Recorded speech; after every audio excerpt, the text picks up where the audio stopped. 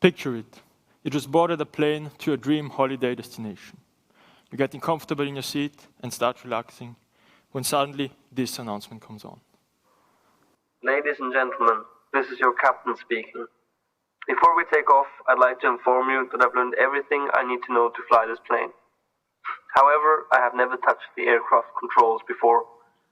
Thank you for traveling with us, and I wish you a pleasant flight. I hear you laughing. Would you still sit there relaxed? I personally wouldn't. But fortunately, this situation will never occur to any of us.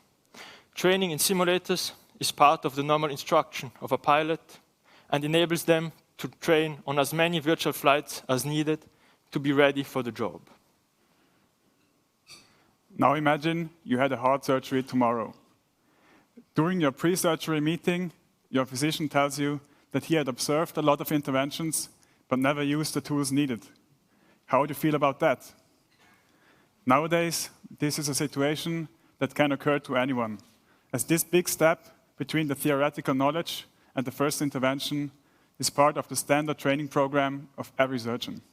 However, there's a will to change this, and we want to provide a concrete solution. We are Cardex. This is Kaspar, I am Mattia, and we are part of a team of 7 mechanical engineering students and 1 electrical engineering student. Inspired by the aviation industry, we want to improve and accelerate training for cardiovascular interventions by providing a realistic simulator. This is part of the broader goal to decrease surgery-correlated risks and reduce mortality due to cardiovascular diseases. The latest statistics from the World Health Organization show that cardiovascular diseases are currently the most important cause of death worldwide. The human heart is basically a blood pump, responsible for supplying organs and muscles with nutrients and oxygen. If something doesn't work as it should, the quality of life is limited, and it can even have fatal consequences. A variety of reasons can lead to cardiovascular diseases, and for most of them, a surgical intervention can be the last solution. Classical open heart surgeries are very invasive and risky for the patient. This is why the number of minimally invasive interventions performed annually is constantly increasing. One commonly occurring malfunction for elderly patients is the so-called mitral regurgitation, a leakage of the mitral valve, as can be seen in the video, that leads to an inefficient heart. The consequences of such a condition are shortness of breath, swelling of the legs, and even heart failure. Luckily, there is a minimally invasive intervention called MitraClip that decreases this regurgitation by putting a clip into the mitral valve. To gain access to the mitral valve, a catheter is inserted at the groin and pushed through the venous system up until the right atrium of the heart.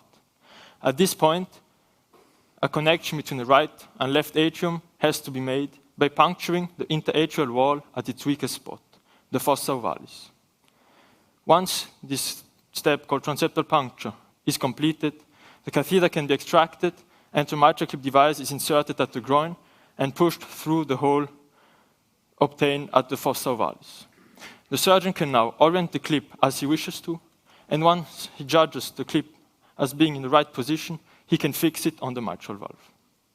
This whole procedure is done without direct vision on the catheter.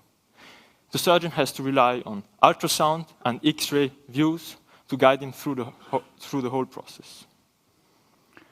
Sounds complicated, right?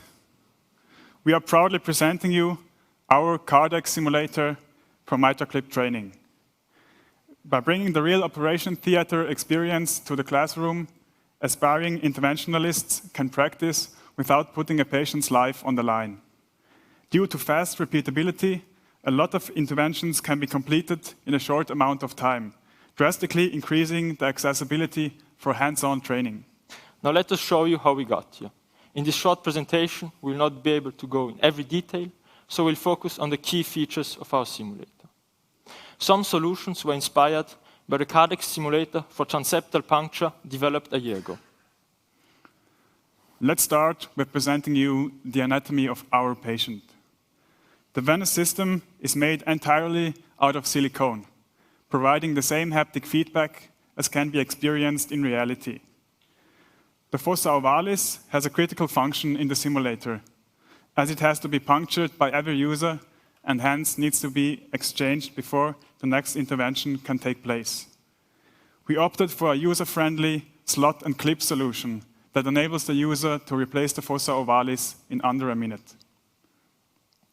With the mitral valve being the location at which the clip is placed, the challenges faced during a real intervention have to be simulated. In reality, it is actioned by pressure gradients between the atrium and the ventricle. We decided to actuate our valve mechanically, as it enabled us to include the chordae also present in reality. Those two aspects will teach the trainee to put the clip at the right moment and without entangling in the chordae. As the surgeon does not have direct vision on the tools he's using, he has to trust in X-ray and ultrasound views. However, X-rays emit hazardous radiation, and ultrasound is very costly and difficult to transport around. We are proud to say that we have a solution which is both easily transportable and not harmful to the human body. Our simulation of the imaging is based on the recording from 8 cameras placed around our silicon phantom. For better transparency of our silicon, the whole venous system is placed in a water tank. Let's have a closer look at the process behind our imaging solution. By looking into how we get from a simple camera image to the simulated ultrasound view of the mitral valve. First of all, the movement of the mitral valve is made visible by a line laser, and the catheter is highlighted using fluorescent color and ultraviolet light. Both are then extracted from the live recording of the camera and overlaid on a real synchronized ultrasound video we took from a real operation. This is the result of our simulation. The presented solutions enable us to implement our simulator wherever it is needed. And to increase portability even more, one can separate it in order to fit in a conventional car. Now let's have a look at the procedure on our simulator.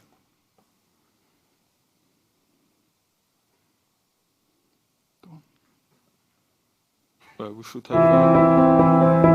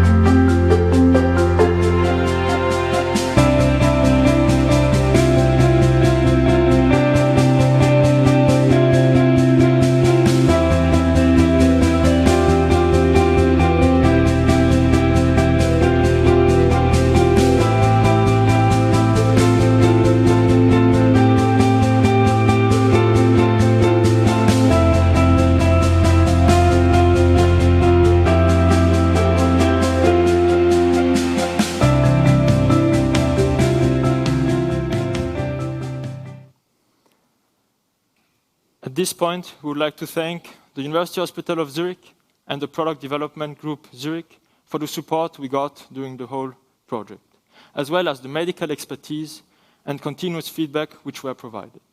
Furthermore, we would like to thank all of our sponsors for their trust in our vision.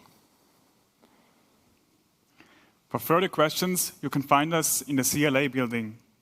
You will also be able to demonstrate your surgical skills on our simulator. You might find a hidden talent as a surgeon. Thank you for your attention.